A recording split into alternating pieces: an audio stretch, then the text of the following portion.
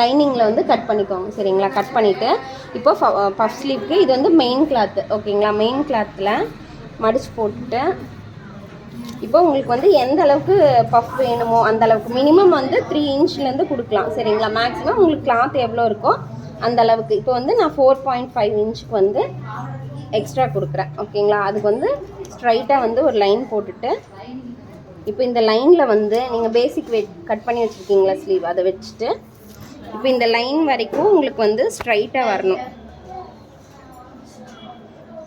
அதுக்கப்புறம் தான் வந்து உங்களுக்கு வந்து ஸ்லீவை வந்து ட்ரா பண்ணிக்கணும் சரிங்களா.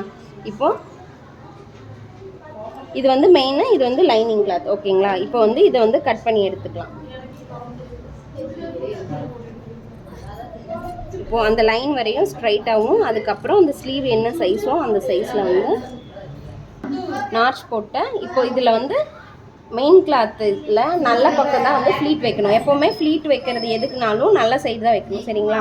ரைட் சைடில் இப்போ எங்கே நார்ச் போட்டிருக்கோமோ அது கொஞ்சம் முன்னாடி இருந்து ஃப்ளீட் வந்து வைக்க ஆரம்பிச்சுக்கோங்க. இது மாதிரி ஃபுல்லாக வந்து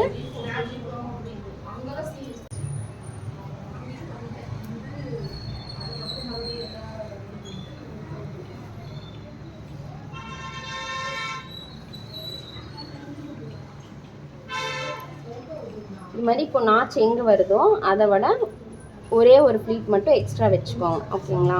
வச்சுட்டு அதே மாதிரி அதை ஈவனாக வச்சு இங்கேயும் நாச் வச்சுக்கோங்க. ஃபஸ்ட்டு இங்கே ஸ்டிச்சஸ் போட்டுருங்க. அதுக்கப்புறம் கீழே போட்டுட்டு இப்போ இது லைனிங் கிளாத்தை இது மெயின் கிளாத் மேலே வச்சு 1/2 இன்ச்சில் இப்போ வந்து ரைட் சைடு தான் வச்சு தைக்கணும் சரிங்களா. ரைட் சைடு லைனிங் கிளாத்தை வச்சு 1/2 இன்ச்சுக்கு ஃபுல்லாக வந்து ஸ்டிச்சஸ் போட்டுட்டு இதை வந்து உள்ளே திருப்பிடுங்க. உள்ளே திருப்பி சுற்றியும் வந்து அட்டாச் பண்ணிட்டீங்கன்னா இந்த எக்ஸ்ட்ரா கிளாத் வந்து தெரியும். இந்த எக்ஸ்ட்ராவை கட் பண்ணிவிட்டு சென்டர் நாச் வந்து ட்ரெஸ்ஸோடு அட்டாச் பண்ணிக்கோங்க. அவ்வளோதான். ஓகே பண்ணுறீங்களா. இதுலேயே வந்து நீங்கள் வந்து கொஞ்சம் எக்ஸ்ட்ரா கிளாத் இப்போ வந்து இப்படி ஃப்ளீட் வச்சிங்கன்னா சும்மா அடுக்கடுக்காக நேராக தான் இருக்கும்.